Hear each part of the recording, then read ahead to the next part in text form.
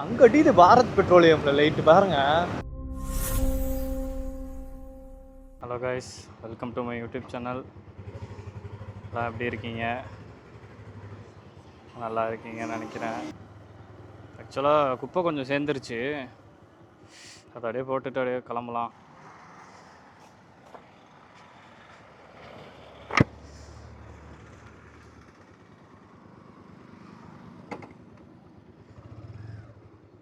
ஆக்சுவலாக இன்றைக்கி சென்னைக்கு போகிறோம். பாட்டி வீட்டுக்கு கிளம்பிக்கிட்டு இருக்கேன். நாளைக்கு லீவு எனக்கு. அதனால் சரி இன்றைக்கி போயிட்டு வரலாம் அம்பத்தூர் வரைக்கும் அப்படின்ட்டு கிளம்புனேன். வந்தது லேட் ஆகிடுச்சு. சன்செட் ஆகும்போது அதுக்கு முன்னாடி கிளம்பலான்னு பார்த்தேன். வர்றதுக்கே மணி 5:30 ஆகிடுச்சு. ஸோ அதனால் எல்லாத்தையும் பேக் பண்ணிட்டு, நேற்று பேக் பண்ணணுன்னு நினச்சேன், மறந்துட்டேன். இன்றைக்கி எல்லாத்தையும் வந்து அவசர அவசரமாக எடுத்து வச்சுட்டு கிளம்புறதுக்குள்ளே லேட் ஆகிடுச்சு. பைபாஸ் ஏறிட்டு அங்கே பெட்ரோல் போட்டு தான் போகணும். ஆக்சுவலாக இப்போ டிராஃபிக் வேறு இருக்கும். எல்லாம் இந்த சைடில் பார்த்திங்கன்னா எல்லாம் முடிச்சுட்டு இப்போ தான் வருவாங்க வேலை. இந்தமாரி டைமில் ரொம்ப ரஷ்ஷாக வேறு இருக்கும். ஸ்ரீ சிட்டியிலேருந்து அங்கே நிறைய இண்டஸ்ட்ரீஸ் இருக்குது. அங்கேருந்து இங்கே சூலூர்பேட்டையில் இருக்கவங்க மேக்ஸிமம் அங்கே தான் ஒர்க் பண்ணுறாங்க. அதனால் எல்லா பஸ்ஸஸ்லாம் வர்றதுக்கு இதான் டைமு. எல்லாம் வந்து ரீச் ஆகும். பயங்கர டிராஃபிக்காக இருக்கும். பைபாஸ் ஏறிட்டோம்னா பிரச்சனை இல்லை. பைபாஸ் ஏறுற வரைக்கும் கொஞ்சம் பிரச்சனை. விலாக் வேறு எப்படி இருக்க போகுதுன்னு தெரியல. ஏன்னா வைசர் முன்னே எனக்கு ஒன்றும் தெரியாது. இந்த லைட்டோட வெளிச்செல்லாம் அப்படியே ஒரு மாதிரி கிளாராக அடிக்கும் பயங்கரமாக. இப்போதைக்கு வைசர் மூடி இருக்கேன். இருட்டிடுச்சுன்னா ஆஃப் வைசரு அப்படி தான் திறந்து வச்சு தான் ஓட்டணும், வேறு வழி இல்லை. நாய்ஸ் கேன்சலேஷன் ஆனில் தான் இருக்குது. இன்றைக்கி ரெக்கார்ட் பண்ணுறதை பார்த்தா தான் தெரியும் எப்படி வந்திருக்குன்ட்டு. அவ்வளோதான், பைபாஸ் ஏரியாச்சு. நெக்ஸ்ட்டு பெட்ரோல் போட்டு அப்படியே கிளம்ப வேண்டிதான். பங்கு கிட்டே வந்துட்டோம். அப்படியே பெட்ரோல் ஃபில் பண்ணிட்டு நெக்ஸ்ட் அவ்வளோதான், சென்னை தான், நேராக அம்பத்தூர் தான். லாஸ்ட்டு விலாகில் இந்த பங்கு தான் வீடியோ மறக்கவே முடியாது. அதை 450 அண்ணா. ஓகேண்ணா.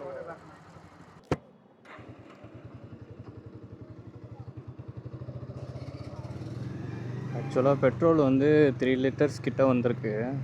இங்கே ஆக்சுவலாக பெட்ரோலோட விலை பார்த்தீங்கன்னா 110ங்க, 109.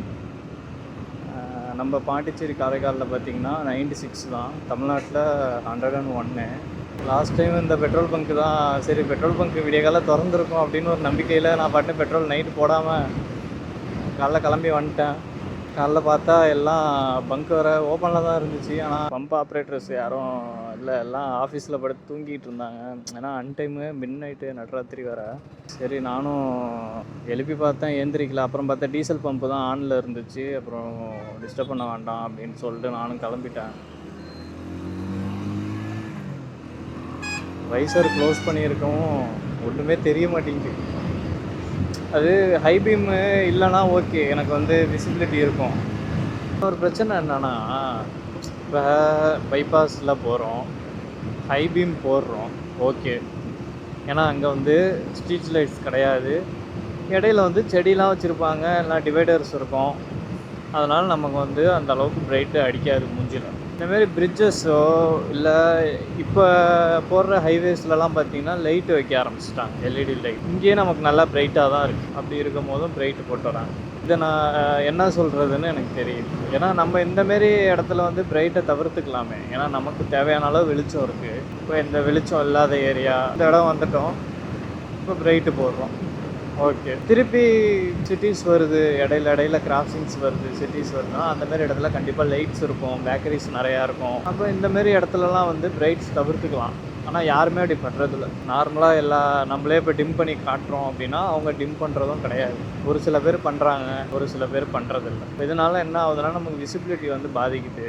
திடீர்னு கிருட்டுன்னு யாராவது வந்து திரும்புகிறாங்க, எங்கேருந்தோ வராங்க சல்லுன்னு அப்படின்னா ஒன்றுமே பண்ண முடியாது. ஏன்னா நம்ம வண்டியோட வெளிச்சங்கிறது வந்து ஒரு குறிப்பிட்ட அளவு தான் இருக்கும். ஆப்போசிட்டில் வரவங்க லைட்ஸ் மாட்டிக்கிறாங்க. இப்போ நம்மளும் லைட்ஸ் மாட்டிக்கலாம், பிரச்சனை இல்லை. ஆக்சிலரி லைட்ஸ் மாட்டிக்கலாம். பட் அது தேவையான இடத்துல யூஸ் பண்ணால் ஓகே தானே. இப்போ ஹைவேஸில் யூஸ் பண்ணால் கூட ஓகே தானே. சிட்டிஸ்குள்ளே பாருங்கள், போட்டு தான் வராங்க ஆக்சிலரி லைட்ஸையும். அதனால் நமக்கு என்ன ஆகுது ஒன்றும் தெரிய மாட்டேங்குது. டிவைடர்ஸும் ஒரு குறிப்பிட்ட ஹைட்டு தான் இருக்கும். அதையும் தாண்டியும் அடிக்குது. அங்கே அடிக்குது பாரத் பெட்ரோலியமில் லைட்டு பாருங்கள். இதுதாங்க நான் சொன்னேன்னா, இப்போ நம்மலாம் வந்து சின்ன சின்ன வண்டி ஓட்டுறோம். அப்போது நமக்கு இந்த டிவைடர்ஸ்லாம் இருக்கும்போது நமக்கு அந்த அளவுக்கு கிளார் தெரியாது. இப்போ சில லாரிலாம் ரொம்ப ஹைட்டாக இருக்கும், இதை விட மேலே இருக்கும் அவங்க கேபினெட்லாம். அப்போ நம்ம பிரைட்டு போடும் போது என்ன ஆகும், அவங்களுக்கு கண்ணு கூசும். அப்போ அவங்களுக்கு வந்து ஃப்ரண்ட்டில் போகிற வண்டி தெரியாது. அப்போ அது வந்து ரொம்ப கஷ்டமாக இருக்கும். அதனால தான் நான் சொல்கிறேன், மேக்ஸிமம் இந்தமாரி லைட் இருக்க ஏரியாஸ்லலாம் டிம் பண்ணுங்க, தப்பு கிடையாது. அவங்க பண்ணுறாங்களோ இல்லையோ, ஃபஸ்ட்டு நம்ம பண்ணணும். இன்னொருத்தவங்க பண்ணால் தான் நான் பண்ணுவேன்னு நம்ம எதிர்பார்த்துட்டு இருந்தோம்னா நமக்கும் கஷ்டம், அவங்களுக்கும் கஷ்டம். அது என்ன அந்த ஒரு செகண்ட் அந்த சுவிட்சை ஆஃப் பண்ணுறதுக்கு. ஆனால் யாருமே அப்படி பண்ணுறதில்ல. இயர்லி மார்னிங்லாம் கிளம்பும் போது நிறையா ரொம்ப கஷ்டப்பட்டுருக்கேன். டிம் லைட் போடுவேன், சில பேர் டிம் பண்ணுவாங்க, சில பேர் ஆஃபும் பண்ணுவாங்க. அந்த லாரி டிரைவர்ஸ்லாம் பார்த்திங்கன்னா ஒரு சைடு லைட்டை ஆஃப் பண்ணிவிடுவாங்க. அவங்களுக்கு அந்த கஷ்டம் தெரியும். என்ன தான் டிவைடர் இருந்தாலும் நம்ம மாதிரி பைக்ஸு காருக்கு பார்த்திங்கன்னா டிவைடர் வந்து ஓகே தடுத்து விட்ருன்னு வச்சுக்கோங்களேன்.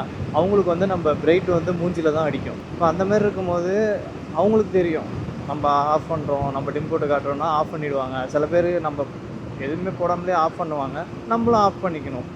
அது வந்து ஒரு குட் ப்ராக்டிக்ஸ் தானே. ஜஸ்ட் அந்த கிராஸ் ஆகிற டைம் ஆஃப் பண்ணிக்கலாம், ஒன்றும் தப்பு இல்லை. நான்லாம் பார்த்திங்கன்னா ஆஃப் பண்ணிவிடுவேன். ஏன்னா அவங்க போட்டு வர பிரைட்னஸுக்கு நமக்கு ரோடு கண்ணு தெரியாது. நம்மளும் மேற்கொண்டு பிரைட்டாக போட்டு அவங்களுக்கு பூசிட்டு போய் லைட்டாக ஒரு ஒராய்வு பண்ணிட்டாங்கன்னு வச்சுக்கோங்களேன், முடிஞ்சு போச்சு. அந்தமாரி குட் ப்ராக்டிக்ஸ் எல்லோரும் ஃபாலோ பண்ணாங்கன்னா பெட்டராக இருக்கும். அதனால் இது ஒரு நான் ரெக்வஸ்ட்டாக வைக்கிறேன்.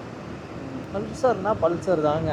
என்ன தான் நம்ம பல்சர் வச்சுருந்தாலும் இன்னொருத்தவங்க அந்த வண்டியை ஓட்டிகிட்டு போகும்போது அதை பார்க்கும்போது அது ஒரு தனி இதுங்க, வேற மாதிரி.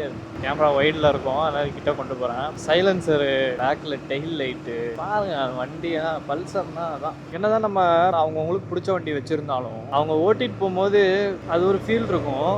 பட் அதே வண்டி இன்னொருத்தவங்க அதே மாடலோ, எக்ஸாம்பிள் இப்போ எனக்கு பல்சர்னா அந்த பல்சர் இன்னொருத்தவங்க ஓட்டிகிட்டு கிராஸ் ஆகி போகும்போது அந்த வண்டியை நம்ம ரசிப்போம் பார்த்தீங்களா, அது ஒரு செமையான ஃபீலுங்க. அது அந்த ஸ்டைலிஷு, அந்த வண்டியோட லுக்கு, அப்போ தான் ஒன்று ஒன்றா நோட் பண்ண முடியும். அது எத்தனை பேர் ஃபீல் பண்ணியிருக்கீங்கன்னு தெரில. நான்லாம் அடிக்கடி பல்சர் போணுச்சுன்னா பார்ப்பேன், எப்போ இந்த வண்டியை எடுத்தனோ அதுலேருந்து பல்சர் தான், பல்சர் ஃபேன்.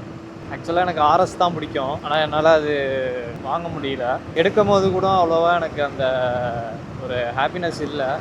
பட் வண்டி எடுத்தக்கப்புறம் செம்ம ஹாப்பி, இதாண்டா வண்டி. அதேமாரி ஓவர்டேக் எடுக்கும்போது இண்டிகேட்டர்ஸ் யூஸ் பண்ணுங்கள், அப்போ தான் பின்னாடி வர வண்டிக்கு நம்ம ஓவர்டேக் பண்ணுறோம் அப்படின்னு தெரியும். லேண்ட் மாறும் போதும் இண்டிகேட்டர்ஸ் போடுங்க.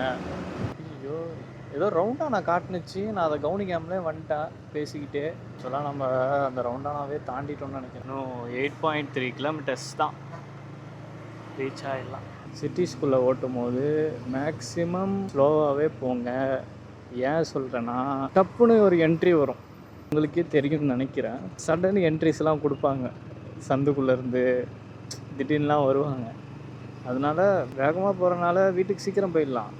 பட் ஏதோ ஒன்று ஆயிடுச்சுன்னு வச்சுக்கோங்களேன், நமக்கும் கஷ்டம், அவங்களுக்கும் கஷ்டம். ஸ்கூல் ஆனுவல் லீவ் விடுவாங்கள்ல, அப்போ தான் நாங்கள் சென்னை வருவோம், ஃபேமிலியோடு வந்துடுவோம். 1 மாதமோ 2 மாதமோ ஜாலியாக இருக்கும். பாட்டி வீட்டுக்கு வந்துட்டு பசங்கள்லாம் இருப்பாங்க, அப்போ நிறையா அவங்க கூட விளாண்டுக்கிட்டு சைக்கிள் ஓட்டிக்கிட்டு அது ஒரு ஃபன்னாக ஹாப்பியாக சூப்பராக இருக்கும். வேலைக்கு போனதுக்கப்புறம் எல்லாமே போச்சு. கிரவுண்டுலாம் இருக்கும், அப்போல்லாம் பசங்க எல்லோரையும் கூப்பிட்டுக்கிட்டு விளையாட போவோம். இப்போலாம் பார்த்திங்களா, டர்ஃப்னு ஒன்று ஓப்பன் பண்ணி அதை ஒரு பிஸ்னஸ் ஆக்கிட்டாங்க பாருங்கள். சும்மா நார்மலாக போய் ஃப்ரீ ஓப்பன் கிரவுண்ட்ஸில் விளாட்ற கேமை இப்போ டர்ஃப்னு ஒன்று ஓப்பன் பண்ணி அதில் ஒரு அமௌண்ட் வச்சு, அதுவும் லிமிட்டட் டைம் வேறு, அதுக்கு ஒரு டைமு. இப்போ அதில் காசு கொடுத்து விளாட்றாங்க எல்லோரும். எல்லாமே இப்போ பாருங்கள், அப்படியே எல்லாம் ஒரு லிமிட்டடு. எல்லாத்துக்குமே மணி. ஜாலியாக விளையாட டைம் கிடைக்குதா விளையாடுங்க, வெளில போக முடியுதா போங்க, ட்ரிப் அடிக்க முடியுதா ட்ரிப் அடிங்க. எப்படியோ எது நமக்கு இருக்கோ அதை வச்சு நம்ம என்ஜாய் பண்ணிக்கணும். இப்போ நான் வயசான காலத்தில் ட்ரிப்பு போக முடியும்னு நினச்சா போக முடியுமா? அவ்வளோதான், பின்னாடிலாம் பயங்கரமாக வலிக்கும். அதனால் அந்தந்த வயசில் தான் நம்மளால் போக முடியும்னா போக முடியும்.